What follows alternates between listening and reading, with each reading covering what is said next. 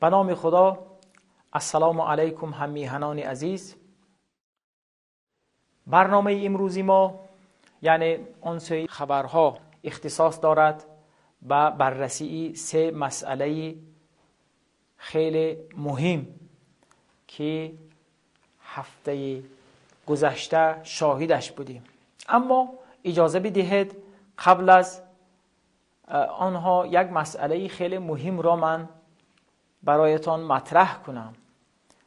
در هفته گذشته پس از پخش نخستین برنامه انتقادها و پیشنهادهای به عنوان ما وارد شد. بعضی از انتقادها واقعا سازنده بودند، از آنها استقبال کردیم و بر اساس آنها انشاءالله خودمان را اصلاح خواهیم کرد. اما بعضی از انتقادها، حالا انتقاد هم نبود، بعضی آنها دشنام بود، حقارت بود، مسائل مذهبی را مطرح کردند که ما بنا را بر این گذاشته ایم که بر این گونه سخنان، اتهامات، بهتانها اعتنا و اهمیت ندهیم. یک پیشنهاد خیلی سازنده بود و خیلی جالب هم بود، از سوی بعضی از عزیزان مطرح شد. این که گفتند شما راجع به یک مسئله که تحلیل میکنید از کارشناسهای داخل و خارج دعوت کنید، آنها بگذار نظرهای خود را مطرح کنند. یا وقتی راجع به یک مسئله خیلی مهم بحث میکنیم دیدگاهی مخالف و موافق اینجا مطرح شود، یعنی یکی از نمایندگان یکی از احزاب و گروه های مخالفین را دعوت کنیم و همچنین یکی از مقامات محترم دولت را بیایند و درباره اون مسئله دیدگاه ها و نظرهای خود را مطرح کنند. واقعا ما از این استقبال میکنیم. من از همین منبر حالا اعلام میکنم که کسانی از عزیزان مقامات دولت و همچنین مخالفان اگر آماده هستند ما از آنها دعوت به عمل می آوریم. دعوت به این صورت که از طریق یا تلفن و یا از طریق وسایل مثل اسکایپ یا گوگل اینها با آنها ارتباط برقرار می شد و آنها دیدگاه های خود را مطرح می کنند. این خیلی پیشنهاد خوب بود، ما استقبال کردیم. حالا برگردیم بر اصلی مسئله، یعنی تحلیل رخدادهایی که قرار است اینجا تحلیل کنیم. رخداد اول و به نظر می رسد خیلی مهم بود، این همین هیاهو و جنجال بود که در پی مقاله سردبیر هفته‌نامه ازیپلیوس و به دنبال آن واکنشی رئیس اتفاق نویسندگان تاجیکستان به آن به پا خواست. اصلی قضیه این بود: بانو آلگا توتوبالینه، سردبیر هفته‌نامه ازیپلیوس، در یک مقاله در همین هفته‌نامه یعنی ازیپلیوس درباره بازگشت شاعر برجسته بازار صابر بحث کرده و بعد به انتقاد گرفته موضع‌گیری های ایشان را، موضع‌گیری های دیگر ضیائیان را به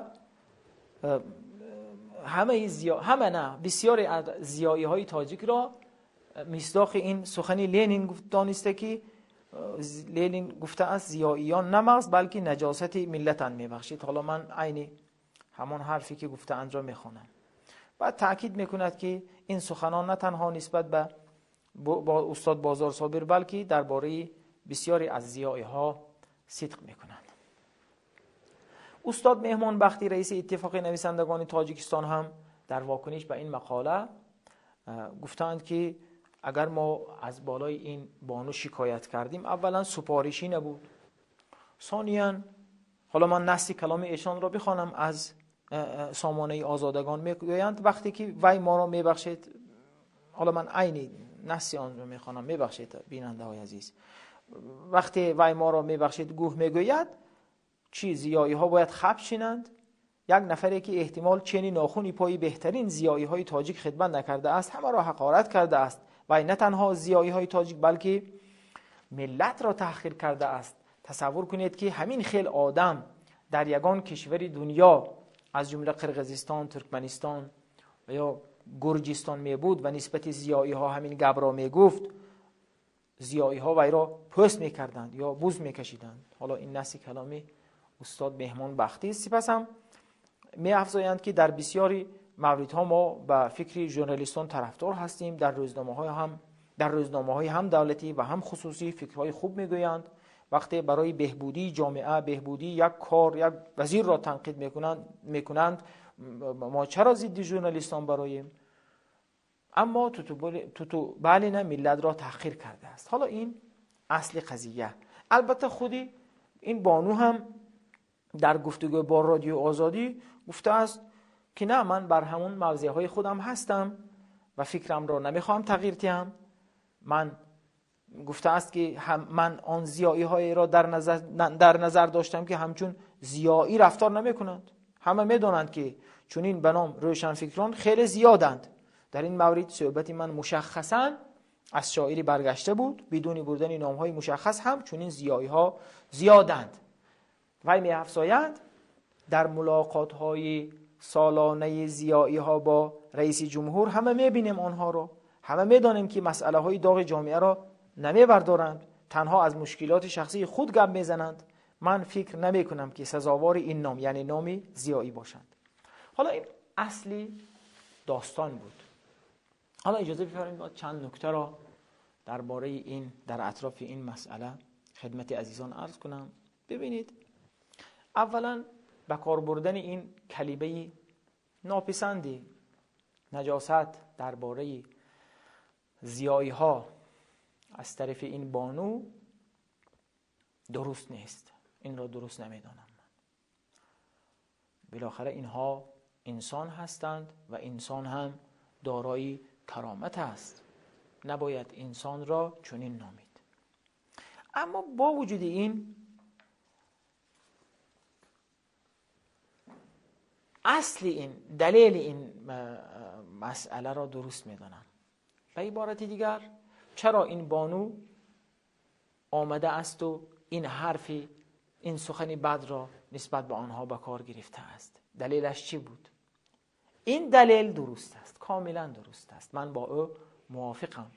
ببینید، وقتی این بانو میگوید که اینها درباره مسائل داغ کشور ساکت هستند، چیزی نمیگویند، آیا حرفی دروغی گفته است؟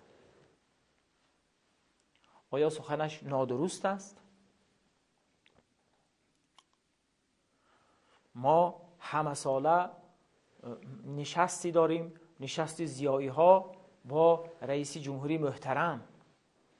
خب همه میبینند اینها را، گزارش هایش نقل می شود در رسانه ها. آیا باره هم شده است که دیده باشیم این عزیزان ما، زیایی های ما، مسائلی، مشکلات مملکت که خیلی زیادند، از مشکلات فرهنگی و اجتماعی و اقتصادی بگیر تا مشکلات سیاسی، آیا باره شده دیده باشیم اینها به صورت جدی اینها را مطرح کرده باشند و از مسئولین انتقاد کرده باشند یا از شخص رئیس جمهور؟ چون بالاخره رئیس جمهوری محترم مسئول کشور است، مدیر جامعه است و مسئول است. خب این خانم راست میگوید، این بانو راست میگوید. ببینید، اگر زیایی های ما، زیایی های عزیزی ما میدانستند که رسالت یک روشنفکر کدام است، نقش او در جامعه چیست، از این سخن این بانو ناراحت نمیشدند. ما بعضی وقتها ناچاریم که برای مردم بیان کنیم که رسالت یک روشنفکر چیست. ببینید، روشنفکر کارش و دنبال عیب‌ها، نقصان‌ها و کمبودی‌های جامعه گشتن است. او کارش همین است، یعنی رسالتش همین است. عیب‌ها رو پیدا می‌کند، در مقاله‌ها درج می‌کند، از طریق رسانه‌ها برآمد می‌کند، به مردم می‌گوید که عیب جامعه ما در کجاست، کجای ما مشکل دارد و این سبب می شود که دیگران آن را خوانند، یعنی آگاه شود جامعه، مسئولین آگاه شوند از اون کمبودی‌ها، عیب‌ها، نقصان‌ها، سپس در صدد برطرف کردن آنها شوند. نقشی روشنفکر و رسالتی وی همین است. این اعراض هم جا ندارد. بعضی ها میگویند خب بعضی از این ضیایی ها و روشنفکران واقعی من دیدم، خواندم، این عیب ها رو بعضی ها میگیرند که آیا شما خانه ای ساختید؟ آیا شکم مردم را شما سیر کردید؟ کارتان فقط نوشتن. چرا این انتقاد میکنید؟ کسی که این ایراد را میگیرد او هنوز ندانسته است که روشنفکر کیست، رسالتش چیست، جایگاهش کجاست در جامعه. من حالا اجازه دهید در این برنامه یک کمی هم بیشتر باشد، هم به تفصیل باشد، هم اینو بیان کنم، چون نیاز هست. بعضی وقتا نیاز هست که ما بعضی مسائل را باید به صورتی ریز بیان کنیم. ببینید، اگر ما جامعه را با بدن انسان تشبیه کنیم، مانند کنیم، میدانید که بدن انسان خب مرکب تشکیل یافته است از اعضا. هر عضو یک جایگاه خاصی دارد برای خودش، یک مقام خاصی دارد، یک وظیفه خاصی دارد. در دست یک وظیفه دارد، پا یک وظیفه دارد، چشم یک وظیفه دارد، بینی یک وظیفه دارد. خب هر یکی از این اعضا کاری خودش رو میکند. هیچ وقت بینی کاری چشم را نمیکند یا چشم کاری دست را نمیکند. همش کاری خودش را میکند و همه اینها لازم است. در مجموع اینها لازمند. بدنی سالم وقتی است که هم دست کاری خودش را به صورت کامل انجام دهد، هم چشم، هم بینی، هم گوش. خب وقتی کاری یکی از آنها مختل شد، از بین رفت، دیگه بدنی سالم نیست. حالا اگر ما جامعه را به بدن انسان تشبیه کنیم، میدانید روشنفکر جایگاهش کجاست در این بدن، یعنی بدن جامعه؟ فکر کنید کشاورز دست، حالا من مثال میزنم، یا چشم، فرض کنید نیروهای امنیتی، مثلا میگم مثال میزنم، رئیس جمهور مغز، رأس، مثلا مهندس حالا یک عضو دیگر، استادی دانشگاه، پزشک، هر یکی جایگاهی خودش دارد. ما در بدن خود یک نیروی هست، خداوند متعال یک نیروی گذاشته نهاده در بدن انسان به نام نیروی احساس کننده، حس کننده، که کارش هشدار دادن است. ببینید وقتی شما یکی از عضو از اعضای بدنتان به درد می آید، شما چه خیلی میفهمید؟ از طریق همین نیروی احساس کننده. اون هم یک چیزی مشتپر کننده نیست که دیده شود. به خاطر همین هم روشنفکرها نقششون خیلی هم معلوم نیست. ببینید اون چیز دیده نمیشه، اما این نیرو هست در بدن ما. این نیروی احساس کننده هست که وقتی یکی از اعضای شما به درد می آید، زود به ما هشدار می دهد. تمام بدن بیخوابی می کشد. سبب می شود که انسان زود بلند شود، رود به دنبال درمان، پیش پزشک رود، دکتر رود، میرد اونجا جراحی میکند یا دارو میخورد یا حالا معالجه میکند و سالم میشود. ببینید این نیروی احساس کننده غیر از خودی اون درد است.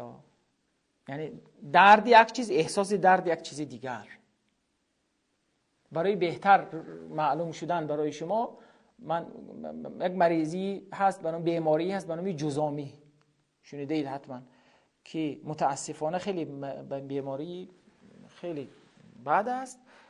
وقتی انسان گرفتار میشد به جذام، انسان آن رو احساس نمی کند.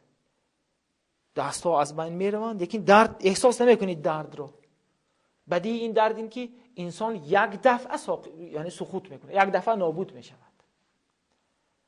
لذا بنابراین این نیرو در وجود انسان یک نعمت الهی است که اگر نبود، اگر یکی از اعضای شما به درد می آمد شما حس نمی کردید، بعد در نتیجه دکتر هم نمی رفتید، یک باره از پا می افتیدید، نابود می شدید.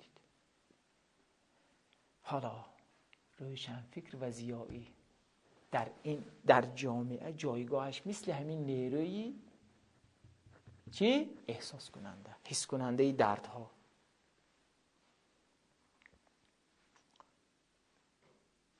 این روشنفکر است که دنبال عیب هاست. وقتی میگیم دنبال عیب میرود، کمبودی ها را میکاود، عیب ها را مینویسد، این چیزی بدی نگفته ایم، این وظیفه‌اش را انجام میدهد.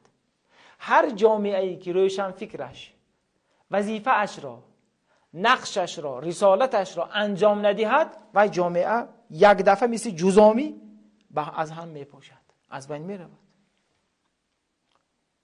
بنابراین این که این بانو سردبیری هفته نامه از پلوس میگوید شما وظیفه‌تان را خوب انجام نمیدید، حرف درست میگوید. نباید ناراحت شوند ضیایی های عزیزی ما. باز من تکرار میکنم، با کارگیری اون کلمه خیلی ناپسند درست نیست، من آن را قبول ندارم، قابل قبول نیست، اما دلیلش درست. گفتنی است که شما به جای اینکه مشکلات خود را مطرح کنید پیش رئیس جمهور، مشکلات مردم را، عیب‌های مردم را، عیب‌های مردم منظور مشکلاتی که در جامعه موجود است را مطرح کنید.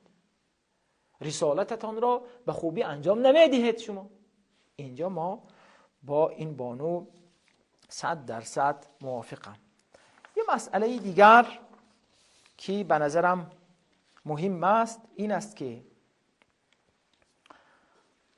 اخیراً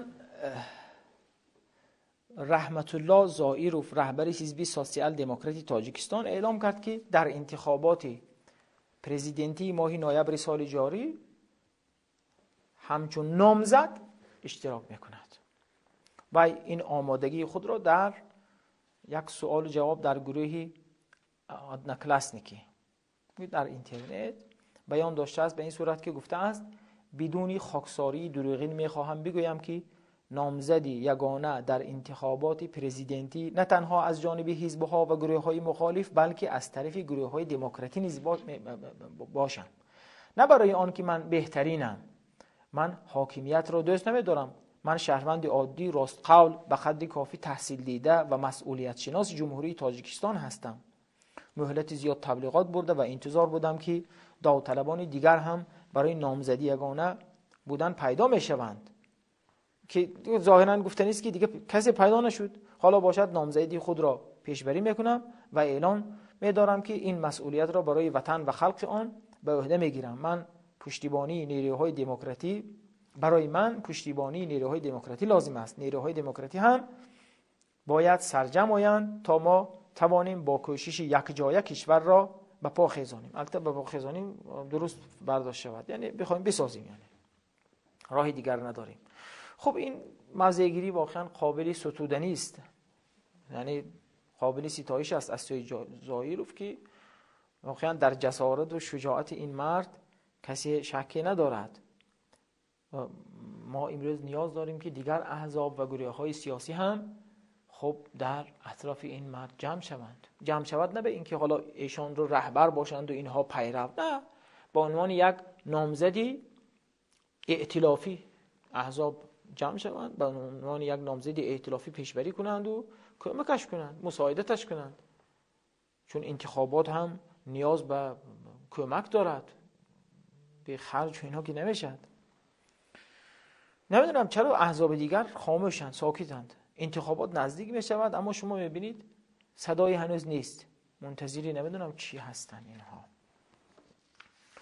واقعا تلاش های جناب آقای زائیروف در این ماه‌های اخیر ستودنی است. ائتلاف را تأسیس داد، همراه با دیگر حزب‌ها پیشنهادی وارد کردن تغییرات به قانون انتخابات را به پارلمان داد. خب امروز دیگر نباید ایشان در میدان تنها بمانند.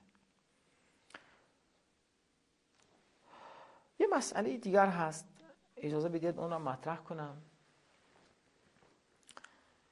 ببینید این رو باید گفت، آشکارا باید گفت که بعضی از، حالا اسمش هم انتقاد نیست، حملات، هجوم‌هایی که میشود از سوی رسانه‌های حکومتی، حتی تلویزیون، و دیگر اندیشان، به مخالفان، به احزاب، حتی به شخصیت‌های مطرح، خب درست نیست.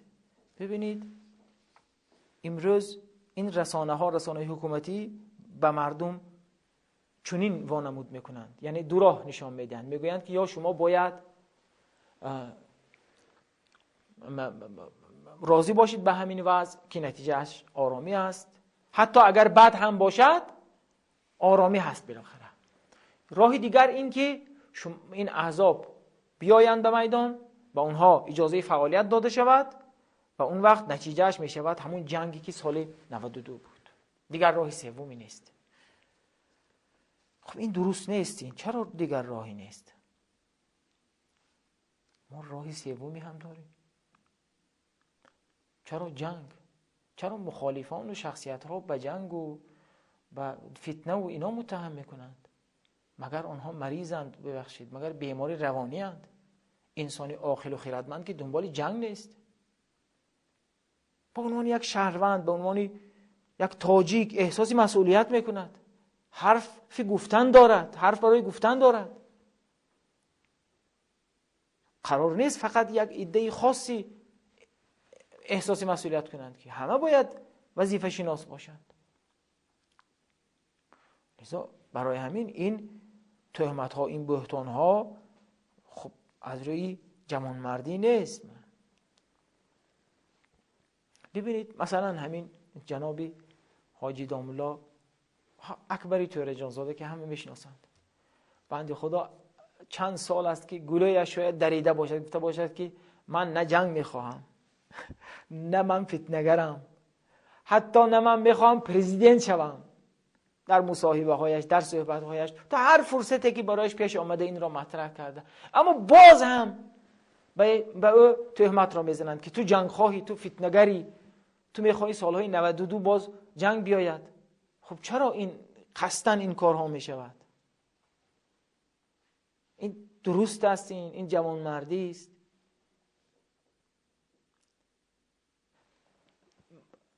آشکارا خیلی واضح گویم، من حاجی داملا را خوب میشناسم، مدت‌های طولانی مصاحبه ها داشتم، ارتباطی خانوادگی هم دارم. به خدا دارم قسم میخورم، اگر در تاجیکستان یک نفر باشد که نامش دموکرات گذاریم، کسی باشد که ضد جنگ است، ضد فتنه است، باور کنید همین آدم است. اگر خدایی نکرده فردا جنگی حالا یک فتنه‌ای به پا خیزد، دانسته باشید اولین کسی که سپر می شود، پیش راه این را میگیرد، همین حاجی اکبری تورجانزاده است. این بی انصافی است به وی تهمت زده شود. و همچنین دیگران، زائیروف، آقای دکتر کبیری، اینها را متهم میکنند که شما دنبال جنگید. مگر اینها مریضند؟ مگر اینها بیماری روانی اند؟ کسی جنگ را میخواهد که گرفتار بیماری روانی باشد؟ مگر دیوانه هستند اینها؟ حتی دادا جان عطاالله، این تهمت هایی که به وی میشود، ببینید من شاید با اون روش و اسلوبی، بعضی از روش های جنابی دادا جان عطاالله موافق نباشم، اما در او را میشناسم خوب. اگر همین کسانی که امروز به وی تهمت جنگ و فتنه‌گری میدهند او را میشناختند، هرگز این تهمت ها را به وی وارد، یعنی به او مناسب نمیدیدند. مشکل است که نمیشناسیم ما ایشان را. من یک نکته خیلی جالب بود، مقاله اخیراً خواندم در یکی از پایگاه‌های روسی از روزنامه‌نگاری معروف نویسنده اکرم مرتضاییف، خیلی انسانی چیره دست و قلمش براست، یک مقاله با عنوانی دستانش گاه پایین می آیند اما سرش هرگز، با این عنوان یک مقاله نوشته است. خیلی جالب که واقعا عزیزان این را بخوانند. او از جمله در پایان مقالش می نویسد درباره دادا جان، می گوید او هرگز آرزوی تبدلات در کشور خود را نداشت، زیرا می داند جنگ یعنی چی، بلکه همیشه آرزوی ایجاد تحول و دیگرگونی در تفکر مردم و در اندیشه مردم را در سر می پروراند و می پروراند. چرا که می داند تنها همین نوع دیگرگونی و تحول است که می تواند به میهن او آزادی را به ارمغان آورد. او کیهاست درک کرده که عوض کردن رحمان ها بر تخت هیچ دردی را دوا نمی کند، بلکه باید اندیشه و جهان بینی مردم را دیگر کرد. این بهترین سپر در برابر ستم پیشه ها و ابلهان است. بهترین ارزیابی درباره دادا جان که کیست، همین ارزیابی است، همین داوری است یا همین دیدگاه است. او دنبال جنگ نیست، دنبال فتنه نیست، میخواهد کشورش را آباد ببیند، میخواهد کشورش را آزاد ببیند، میخواهد کشورش پیشرفته باشد. همین. حالا ظاهرا دیگر وقتی ما رو به پایین است، اگر اجازه بفرمایید ما در پایان برنامه خود را با دو پیامی که ما از شبکه اجتماعی فیسبوک گرفتیم پایان بخشیم. یک عکسی را گذاشتند در شبکه اجتماعی فیسبوک از زید سعیدوف و در آن این یادداشت نوشته شده است: یک ماهی به حلقه دوستان بگذشت، یک ماهی به یار و فرزندان بگذشت، یک ماهی به طبع بالیده بگذشت، یک ماهی به غذای سالم بگذشت، یک ماهی به هوای تازه بگذشت، یک ماهی به درمان لازمه بگذشت، یک ماهی به آزادی بگذشت. این همه کلفت‌ها به سر او تنها برای این آمد که خواست سرنوشت ملتی جفازده اش را دیگرگونه ببیند، آینده فرزندان این ملت را تغییر بدهد، به این ملت شکوه و عمری دوباره بخشد. زید سعیدوف، محبوب قلب ها. یک یادداشت دیگر هم بود، آن هم از شبکه اجتماعی فیسبوک برداشتیم. این یادداشت را درباره حاجی عمر علی قوتوف نوشته است: زندانی و اسیری واقعی کسی نیست که او را چند صباح در مکان محدود محصورش کنند، بلکه زندانی حقیقی کسی است که در زندان ترس و هراس، در زندان سکوت و خاموشی، در زندان تن به هر نوع خواری و ذلت دادن، در زندان چاپلوسی و تملق، در زندان ریا و نفاق و دورویی به سر میبرد.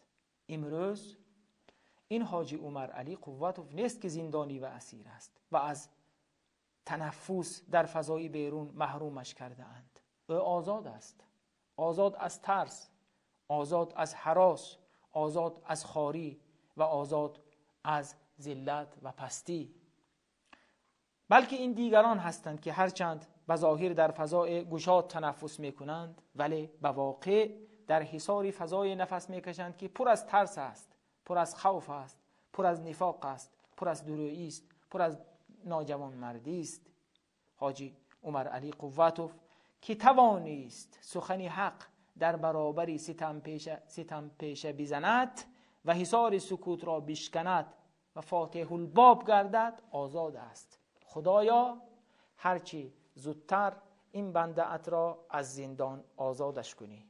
خدا حافظ همه شما تا برنامه های دیگر.